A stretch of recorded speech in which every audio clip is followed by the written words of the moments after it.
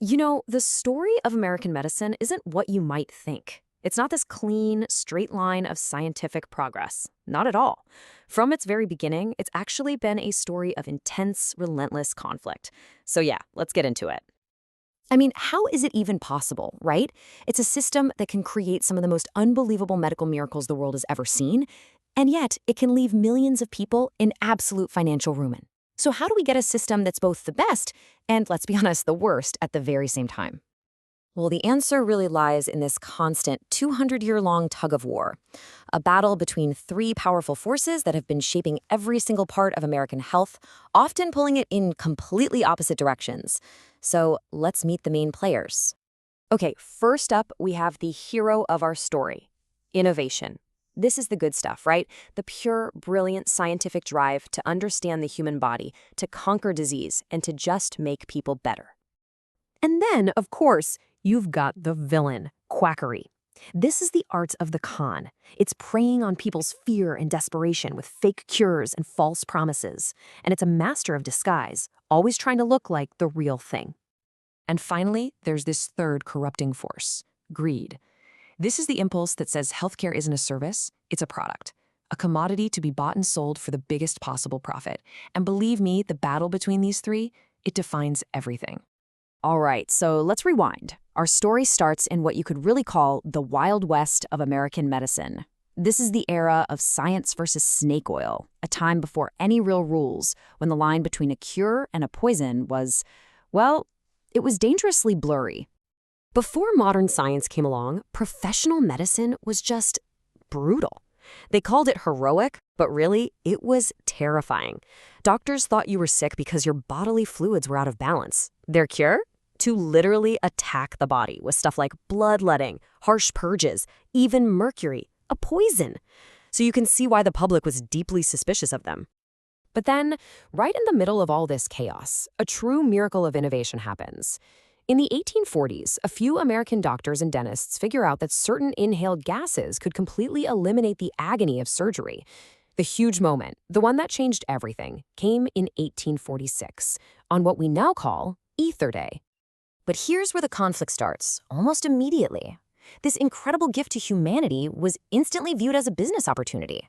The inventors actually patented their formula, calling it Letheon, and even disguising it small, all because they wanted to monopolize it and get rich. And the cost of that fight was devastatingly human.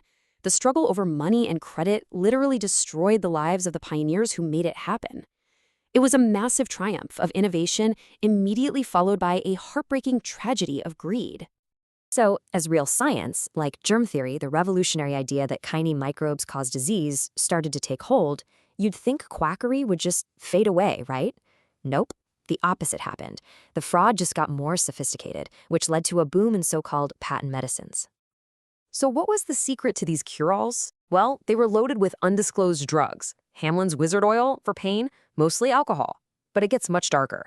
Mrs. Winslow's syrup, given to fussy babies, it was a cocktail of morphine and alcohol. They weren't curing anything. They were just creating addicts. And addicts, of course, are repeat customers. This brings us to our second era, building the system. This is where the chaos of the 19th century starts to get organized into the foundations of the healthcare system we know today. The real turning point was the 1910 Flexner Report. It exposed just how awful most medical schools were and forced massive reforms. It created the highly trained, science-based profession we have today. But it also came at a huge cost, shutting down almost all medical schools for Black and women students, which made the profession overwhelmingly white and male for generations. And yet, in this very same era, we saw one of the purest moments of innovation winning out of greed. After developing the polio vaccine, a massive public effort, Jonas Salk refused to patent it. When asked who owned it, he famously said, "Could you patent the sun?" He just gave this miracle to the world, passing up a fortune. Now, while other developed nations were building universal systems after World War II, America's system was built almost by accident. See, during the war, wages were frozen, so companies started offering health insurance as a perk to attract workers. The government then made that benefit tax-free. And just like that, poof, healthcare wasn't a right of citizenship anymore, it was a benefit of employment. This was the moment medicine really became a commodity. And that accidental decision, it totally set the stage for our third era, greed goes corporate, where the logic of the marketplace just began to take over everything. The creation of Medicare in 1965 was a noble goal, for sure, but by paying private hospitals for their costs plus a profit, it unintentionally turned healthcare into a gold rush. It basically opened up a fire hose of public money aimed right at the private sector. It guaranteed profits, fueling the rise of massive for-profit hospital chains. And what about quackery? Oh, it just changed its costume. The snake oil salesman's wagon was replaced by a social media feed and a Silicon Valley turtleneck.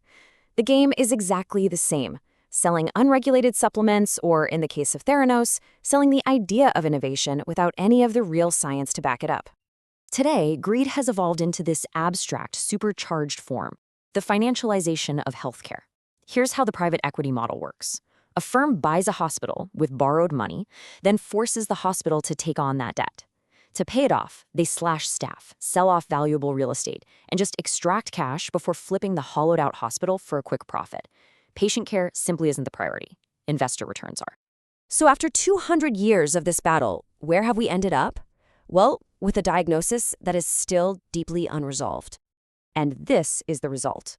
In the US, the entire system is built on the idea of health as a market commodity. Now compare that to the UK's National Health Service, which was founded on the idea of health as a social good. Every single choice flows from that one distinction, from private funding versus public taxes, all the way down to the fundamental question of who gets care. Which leaves us with the one question that America has never truly answered. A question that echoes through every doctor's visit, every insurance bill, and every medical breakthrough. Is healthcare a business to be bought and sold, or is it a fundamental human right?